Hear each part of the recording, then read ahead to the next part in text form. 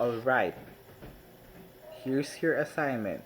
Determine if the function f is continuous on the following interval. Number 1, from negative 3 to negative 1. Number 2, from negative 1 to 2. Number 3, from 1 to 5. And number 4, from 3 to 6. You are free to pause momentarily this video so that you can answer the following intervals. Alright, let's check if you've got it right. For number 1, from the interval negative 3 to negative 1, the function is continuous. You can prove it by tracing. So from negative 3 to negative 1, all function of x is connected to one another. Therefore, our function is continuous. Okay, for number 2.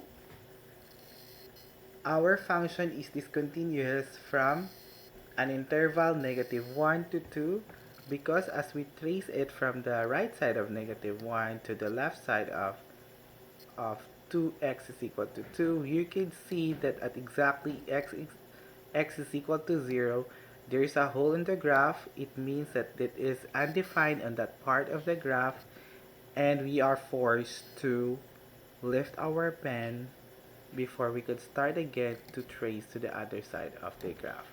So since there is an interruption at x is equal to 0, our interval or our function is discontinuous from an interval negative 1 to 2.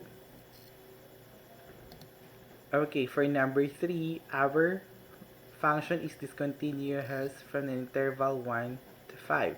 You can check it as we trace it from the right side of x is equal to 1 going to x is to the left side of x is equal to 5. You can see that at exactly at x is equal to 3, the limit of the function is different from the left and from the right. So at x is equal to 3, we should jump to a next part of the graph. So therefore, our function is discontinuous on an interval 1 to 5. Okay, last example. From an interval 3 to 6, the answer is continuous because from 3 to 6, there is no interruption or hole in any part of the value of the domain of x. Therefore, the function is continuous.